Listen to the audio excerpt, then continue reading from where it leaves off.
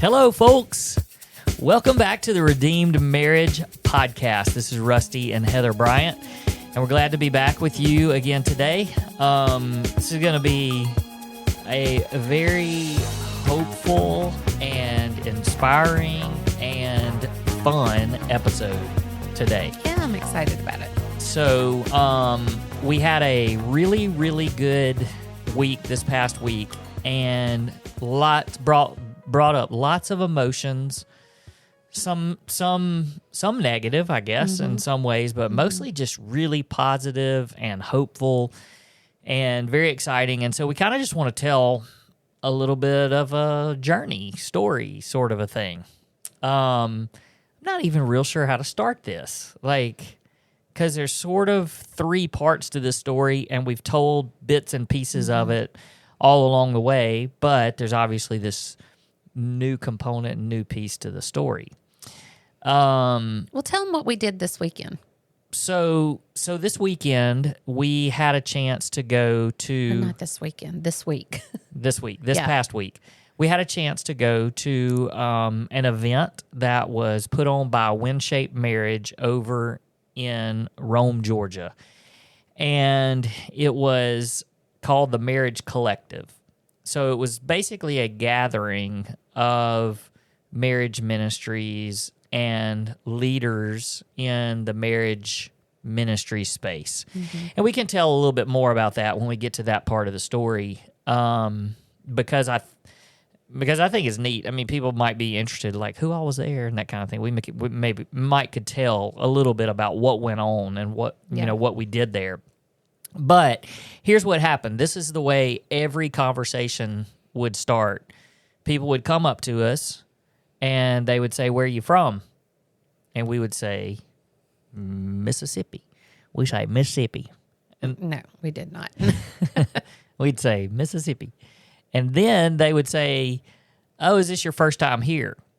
The reason they would ask that is because there's people that come that have been invited to this event multiple times. So there were people and ministries represented there that had been there for, more times. And we would just always say, funny you should ask that question. Because, yes, it's our first year to the Marriage Collective. Yes. But no, it's not our first year to WinShape. And as far as we know, nobody else that was there had the story that we had. Yeah. Because we couldn't. Now, there were people that have similar marriage journeys that we have had, but nobody had this part of their story. Yeah. So it was very interesting. So here's what we wanted to do today. We wanted to just rewind basically 20 years, almost to the day, like 20 years. Yeah, crazy. So 20 years. We want to rewind and just tell you kind of a 3-part story that, I mean, this is, it's just miraculous. Yeah. And I hope that as people listen to this, they just go, if your marriage is struggling, you go, man, God still cares. Yeah. And he's writing our story, and he's not done with us. And then just to see, no matter where you are in your marriage, your life, whatever's going on, just to see this picture of incredible redemption. Yeah. I don't know. It's overwhelming, emotional, all those things to think about it. So let's just back up 20 years. Yeah. So we were on the campus of Berry College. That's where WinShape is now. But 20 years ago, we were on the campus of Berry College because my cousin was getting married. So my first cousin was getting married. Luke was 2 at the time. And we took off. Our family went over to Berry College for their wedding. And so it was just a really sweet time that we got to be with family and love on my cousins. And I even was talking about this with my cousin the other day, and even got some pictures. Yeah, no, I thought about that, and if we get some time this week just to go along with I wish we were really good at this and had more time, because on our YouTube, if we could, while we're talking about this, if we had pictures in. Maybe we could put them in a reel or something. Yeah, I'll have to ask permission. We'll figure out to throw up somebody else's wedding pictures. Well, but we were in there. Yeah, we were. So, okay. Yeah. So we were at that wedding 20 years ago on the campus in the chapel. It was a beautiful wedding. Well, while we were there, a couple was taking us around the campus, and it was Bubba and Cindy Cathy, and they were telling us about the dairy farm and how they were making it into a marriage ministry facility. Mm-hmm. So they were redoing all of the old dairy barns and all of this stuff back there, and they were going to make it a place for marriages who were either in crisis to come and get hope, or marriages that just needed encouraging. They just were really passionate about pushing couples to the Lord in their marriage. And we walked along and listened to it and listened to the spiel, and we're like, oh, that's neat. And that was about it. So we saw this facility. It was incredible what they were doing. Dairy farm getting made a dairy farm makeover. And then we fast forward to 2011. Yeah. So in 2011, in August of 2011 is when I confessed to infidelity, and our marriage hit rock bottom. And I mean, really, this part is your part to tell because God reminded you of that place. So tell them about that. Yeah, so the night that you told me, August the 23rd of 2011, I left the house. And for those of you that I know some of you have heard our story multiple times and in multiple different ways, but those of you who haven't heard the story, it was a complete shock and completely out of the blue, and I didn't know what to do. And so I left the house. I went and told somebody what had happened. I came back, and it was in the middle of the night. I mean, it was because when you told me, it was already really, really late. But I came back in the middle of the night, and I decided to go and get in the bed with our youngest son. And so I laid down with him, and as I just was crying out to God, and, just so confused, so hurt, so broken, all of the things that you can imagine that were going through my mind, I really, truly believe that I heard God say, you can leave. Like, I am giving you permission to leave. And from a biblical perspective, I knew that was an option. But at the same time that I was hearing, I'm giving you permission to leave, I also heard God say, but I'm asking you to stay. And I had no idea what that was supposed to even look like. And so as I'm laying there, I'm thinking, okay, well, if I take this step, and now this is hours, like literally hours after confession, and I'm thinking, okay, if I'm going to fight for my marriage, where do I even start? And I had my phone, and I'm pretty sure I just started Googling and searching for just something that could help me. And I don't know if I searched for affair recovery. I just remember trying to find something, and you guys have heard us say so many times, part of the reason why we do what we do is because I couldn't find anything. Mm-hmm. But I remembered that God put it in my heart and on my mind, this facility that we had toured. So that would have been 7 years earlier. And I remember laying there thinking, I don't even know if this place exists. Like, I don't know if they finished it. I don't know if it's still being run by the Cathys. I don't know if it's still for marriages. So I didn't know what it was called. So I actually searched Bubba and Cindy Cathy marriages. And this place popped up, WinShape, WinShape Marriage. We were a little bit familiar, with it and with the word WinShape, but just didn't really know.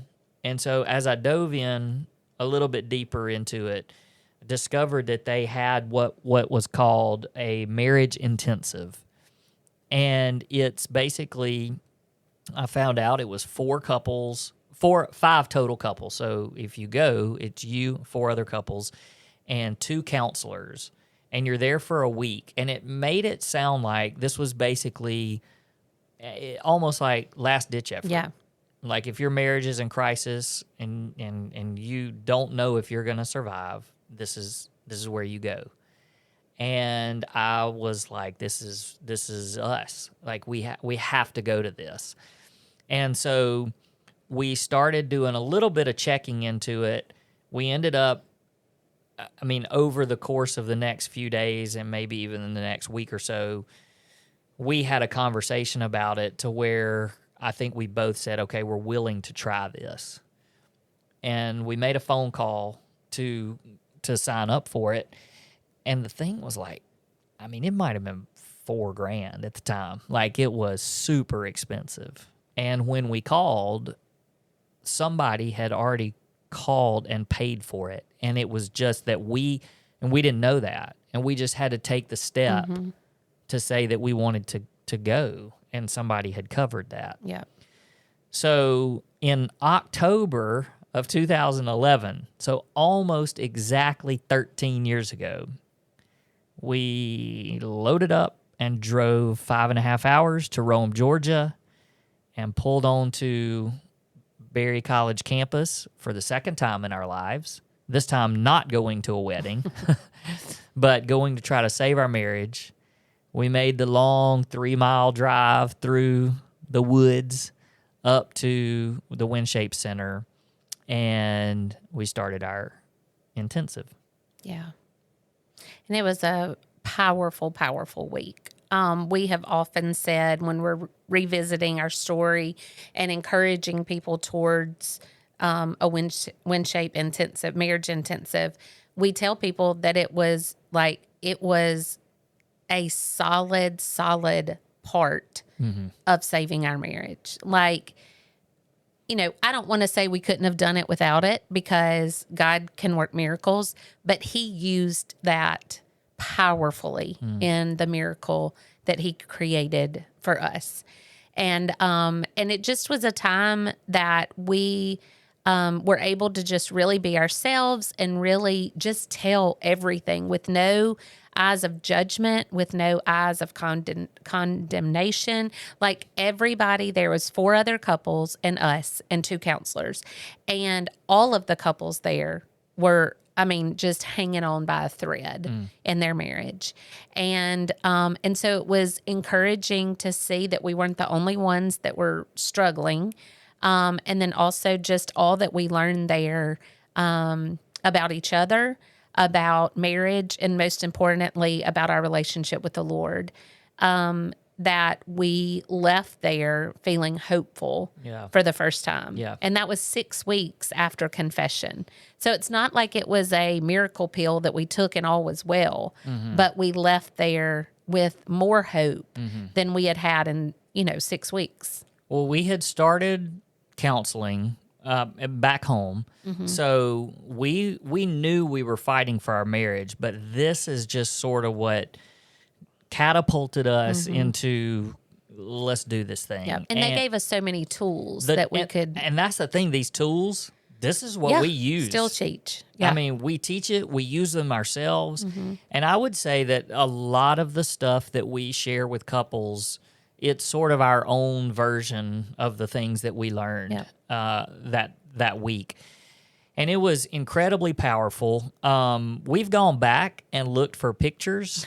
It's a little bit bizarre. And I know that back in 2011, it wasn't the age of take a picture and video of every single thing. That's right. There were no selfies. Right. People weren't doing all that. But we don't have any pictures of me and you there. But promise, we were there. We were there. Well, and when I look back on it, it just wasn't a time that we were like, hey, let's take our picture. We didn't want to remember it. That's right. It was awful. We were walking through the darkest days of our life. Yeah. And it wasn't something, when I look back at pictures in general from 2011, post-confession, like there weren't many pictures on my phone in general. Yeah. I mean, there were, things here and there of our boys, but it just wasn't, it wasn't something that you wanted to we weren't capture. documenting. Yeah, we were not documenting exactly. that season of our life.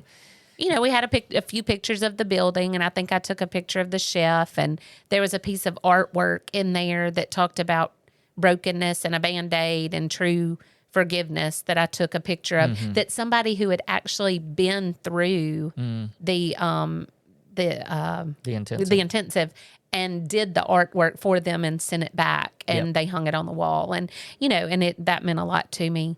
But it just wasn't pictures of me and you there. Well, and one of the things I was going to say, people may be listening and think, man, that's something we need to consider. We have people reach out to us all the time about this, and we point them to this specific intensive. Yeah. There are other intensives around the country, but this is just what meant so much to us and such a part of our story. So we'll, throughout this week, if you don't already follow us on social media, make sure you do that on Instagram and Facebook especially, and we'll make sure that this week that we try to promote a little bit about the program, because you can get there by going to WinShape Marriage and look for the intensive, but their intensives are actually run by Focus on the Family now, and their program is called Hope Restored. And so if you go to the Hope Restored on Focus on the Family's Hope Restored, you'll be able to look up and find these intensives, and they actually have some in other areas of the country. We just happened to go to the one at WinShape, and so they have a partnership there. So fast forward to last week, Yeah. and actually this, and there's even, I guess, a little bit more of the story, because sometime in the last couple of years, maybe about this time last year, and I don't remember exactly, but we got an email. We get emails quite often from people that are in the marriage ministry space, and they ask about being on our podcast. And we got one that it wasn't from Julie Baumgardner, but it was from somebody maybe on her staff. And so I'm sure it's probably somebody that's just responsible for trying to get the message of WinShape out. Right. And so they reached out to us and said, hey, would you guys like to have Julie on your show?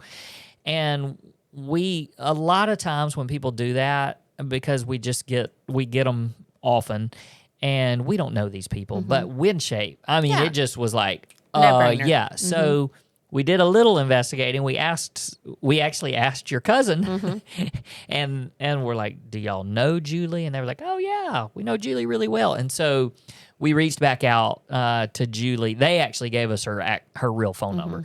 And so we reached out to Julie and we said, Julie, you have no idea how much WinShape means to our marriage and is so much a part of our story. So we'd love to have you on our podcast. So we got to interview her. It was, at the time, I think it might have actually been only the second person that we ever had an interview with. Your mentor, and then maybe we did her. Kylie was in there somewhere, your cousin. But anyway, so we did this interview with her, which was just an incredible, for us, it was incredible full circle to have the person in charge of WinShape now on our podcast talking about marriage ministry. Well, we've sort of kept in touch with her off and on, different emails and things like that back and forth. But we knew about this marriage collective, and just a few weeks ago, it hasn't been very long, maybe back in August, she invited us to attend. And it was, I'll have to say, first of all, we both kind of felt like, do we want to go back there? I think that we knew we wanted to go back, but we also had this feeling of, do we belong? Like with marriage ministry people and leaders, and we were like, do we even belong in this space? So I don't know. How did you feel leading up to it? Yeah, I'll be honest. I didn't really battle it until we got there. I knew immediately. I wasn't surprised about the fact that the enemy was trying to derail us. But we had a random phone call from one of our kids the night before that was bizarre and was, kind of upset me a little bit. And And I was kind of battling that already, going into this not in a good headspace. And then driving on campus, I was like, I don't belong here. Like, I could actually hear the enemy say, not actually, you know what I mean? The thought, what the enemy saying to me, are you seriously driving back on this campus in this capacity? Mm-hmm. Like, after what you were here for before? Like, this is not where you belong. This is not for you. This is for people who don't have your story, you know? And I was like, dang it. And I even knew it was coming. Like, I knew that he was going to get after me in every way possible. And so I can, like, when I tell you I was physically, mentally, in my mind, physically pulling up a shield and going, you're not going to have this. Like, I am going to battle for this time, because I was so excited about the encouragement that was coming, because this collective is not, oh, let me give you 136 tools to take back and use in your marriage ministry. All this was encouraging us. Yeah. We worshiped together. They had speakers that just told us how valuable what we are doing is. And then, of course, we made connections with people that do marriage ministry, and we're just encouraged by them as well. And so I knew that the Lord was wanting to pour into us, into a vessel that would then be poured out to others. And I knew the enemy didn't want that to happen. And so it was a battle over that ground. Yeah. And I know a lot of times I say the enemy this, the enemy that, the enemy this, because he is real and he is roaming around roaming around like a roaring lion. And so I know he's real, but I also don't want to give him too much credit because he's been defeated. Yeah. What Jesus did on the cross, he has been defeated, but that doesn't mean that he's not after us. And so I felt very much like he was after me as we drove onto those grounds, and I had to remind myself that he was defeated. And I told him, I was like, not today. You are not going to get me. Like, you are not going to have my mind, and you are not going to distract me from what God has for us here. And so it was just a claim. It was, we talk a lot about drawing a line in the sand, and that's what I did. I was like, you're not welcome here on this land. Yeah. Well, leading up to it for me, I from the very beginning thought about the redemption, because we talk to couples all the time about redeeming things, and not just redeeming your marriage, but redeeming parts of your story that are hard, and going to places and taking them back for God instead of the enemy. And the thing is, that place was not a place of the enemy anyway. That's where there was healing there. Sure. But the who we were when we arrived there was so different from who we are now. That was, for me, it was like, I want to redeem this place, because the last time we were here, we were in a battle for our marriage. And what a miracle and a redemption story that 13 years later, we come back as the weapons. That's right. That's what God, he took exactly what Satan wanted to use against us, and now he's using it to fight against Satan. Yep. And so we were there, and just like what Heather said, it was so encouraging, because this was not, it wasn't a conference. It was just a time of renewal and refreshing and being poured into.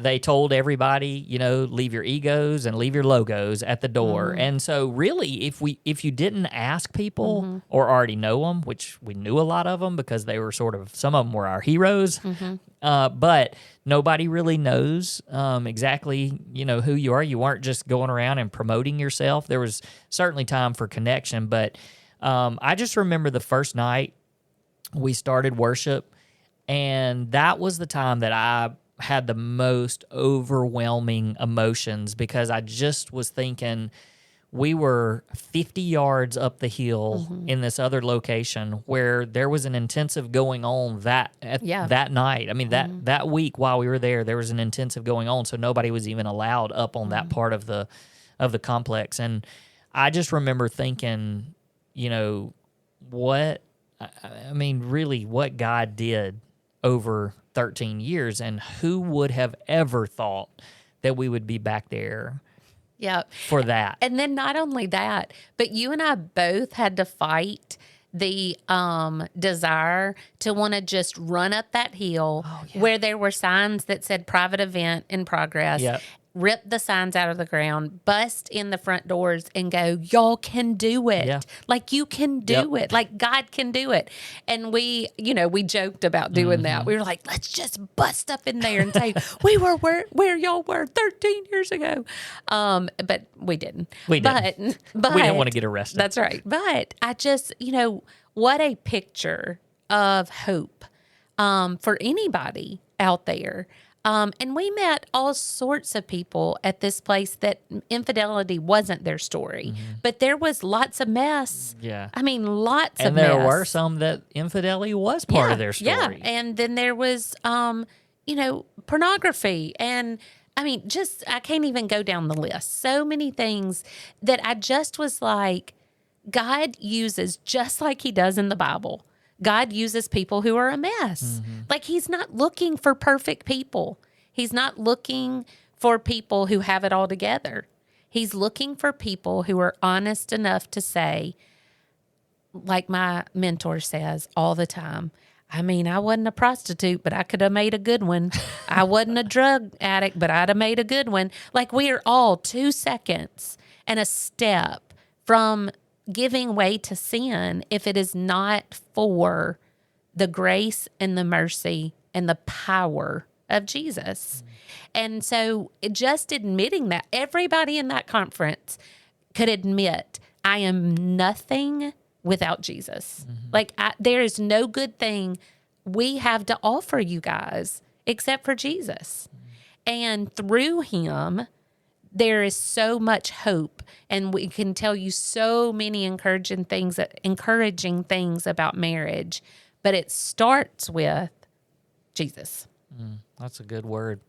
Well, it was quite the redemption story to go back there, and we wanted to just give you guys a glimpse of the whole picture, the whole story, because I know that you saw stuff on social media probably, and you just kind of were trying to connect the dots in some ways maybe, and we just wanted to share that because I don't know, you cannot listen to that story and not walk away with hope for whatever season of life that you're in and whatever season of life your marriage is in. All right, we're going to sign off, and we will see you guys next week. Peace.